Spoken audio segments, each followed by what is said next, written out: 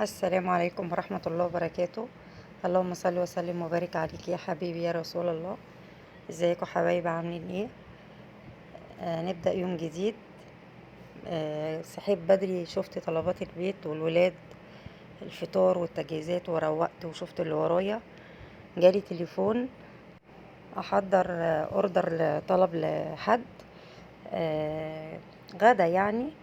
فجالي الفراخ والخضار، قلت ابدا كده اخلص وانا شغاله كنت بحضر برضو ايه الغدا بتاعنا احنا كمان. بس فبدات اغسل الفراخ وانضفها، هي جايه متقطعه الاجزاء اللي بعددهم. فبدات اغسلها وانضفها يعني من الزيادات، ورشيت عليها رشه ملح وشويه وعصير ليمون كده، كام ليمونه عليها، وركنتها شويه لحد ما بدات ايه اشوف الحاجات اللي بعدها تتعمل. كده كنت بشطفها اخر شطفه. بس فبدأت بعد كده احضر الخضار والبطاطس والحاجة اللي هحضرها. يوم الدراسة دوت بصراحة بيبقى مشغول جدا جدا، تحضيرات الدروس والمدارس والمذاكرة، وده يذاكر وده يسيب مذاكرته ونتخانق ونزعق. فاليوم بيبقى مشغول جدا. اول ما جالي التليفون فبصراحة سبت اللي في ايدي وقلت احضره، مش مشكلة. من ضمن تحضيرات الغدا بتاعتنا احنا كمان، فقلت ده مع ده مش هياخد وقت ان شاء الله. والرزق برضو بيحب الخفية كده. بس فجبت بصلتين، قلت انا اقطعهم وافرمهم للفراخ. هفرمهم في الكب على طول، مش هقطعهم. وبراحتكم، اللي عايز يقطع شرايح جوليان يفرمها براحتكم. بس نضفت البصل وفرمته. قلت اقطع البطاطس شرايح، مش ولا تخينة ولا رفيعة، عشان ما تتهريش في السوا. بس بتبقى وسط، بتبقى حلوة، ما بتاخدش سوا كتير. كده كنت بدأت احضر البطاطس وفرمت البصل وركنته، ومعايا لسه هشوح الفراخ. هشطف البطاطس شطفة، فرمت البصل، وبعد كده هفرم عليه فلفل رومي، كم فلفلاية كده رومي، بتدي طعم حلو قوي في الفراخ. رومي ملون، اي حاجة بتدي تست حلو قوي في الفراخ.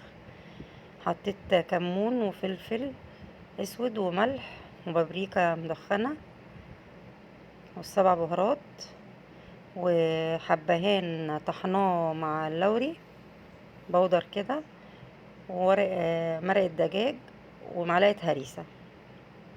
بس قلت اعملهم ادعكم في بعض كده، بتنزل سوائل بتبقى حلوة قوي. اتبل الفراخ واركنها على جنب، تاخد تشويحة قبل ما احط البطاطس، لان سوى الفراخ غير سوى البطاطس. ادخلها من تحت الجلد البصل، التتبيلة كلها، والحتة الكبيرة اللي بتقابلني اعملها شرايح، يعني افتحها كده شريحتين، فتحتين، واحط البصل من جواها. وسبت شوية بصل على جنب، هقلبهم مع بقية البطاطس. وكده سبت الفراخ تتشوح شوية، يعني 3/4 سوا، مش هسويها سوا كامل. هتبدأ تنشف، تنزل مية وتشربها وتنشف معايا، فهديها زي كوباية مية كمان. بس الطريقة دي بتطلع ريحة وطعم بجد فظيع. اقلبها يمين وشمال شوية، كانت ما شاء الله عليها تحفة، وبتبقى مستوية وكويسة جدا.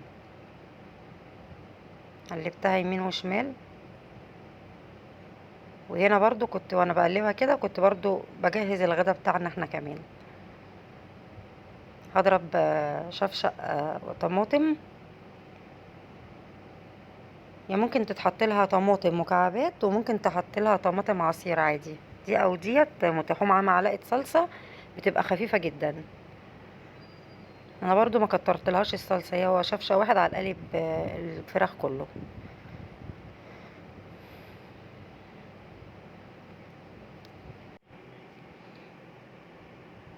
انا كده كنت موطيه على الفراخ تتشرب الميه اللي زودتها عليها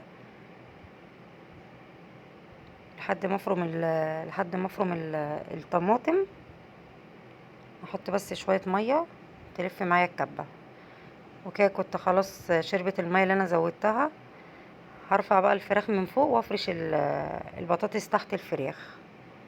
برضو هتنزل برضو صوص على البطاطس، بتبقى طعمها حلو جدا. نزل بس البطاطس كلها تحت والفراخ من فوقيها، وهنزل عليها بعصير الطماطم.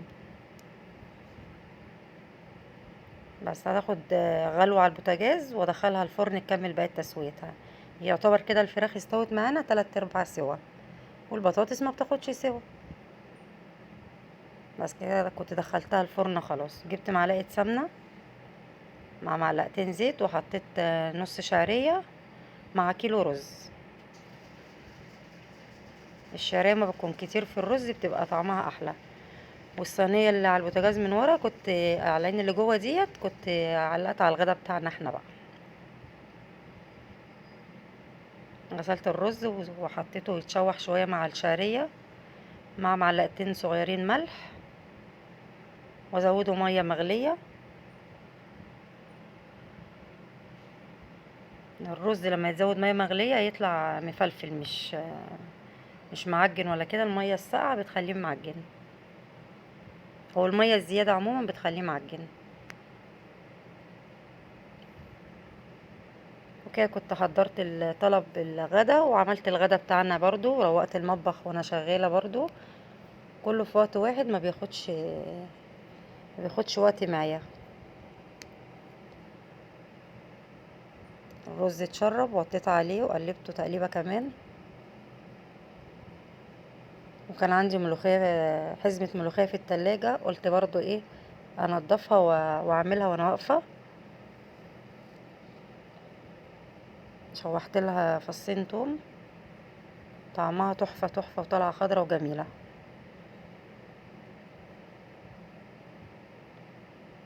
بس كده كنت خلاص خلصت الاكل، وغرفت الملوخية في الطواجن، وجبت الصينيتين اللي هغرف فيهم الرز. ما شاء الله الرز خد الصينيتين، والقالب البطاطس بالفراخ. وكان اليوم سهل وبسيط، وبادئينه من بدري وخلصنا شغلنا كله الحمد لله. ربنا يعيننا جميعا يا رب، ويعدي الايام دي على خير، وانصر اهل فلسطين نصرا عزيزا جميلا مباركا يا رب، وكمل فرحتهم على خير.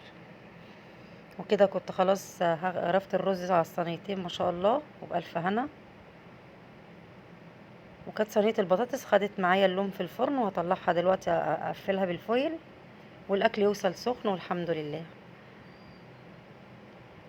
قفلته على طول وهو سخن عشان يفضل بدرجة الحرارة ما يبردش. وقسمت الملوخية برضو، حبة لينا وحبة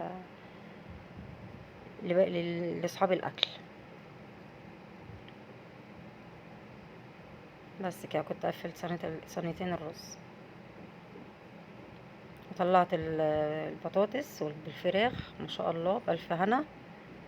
وبكده خلصت يومي. ما تنسوش تحطوا اللايك، والسلام عليكم ورحمة الله وبركاته.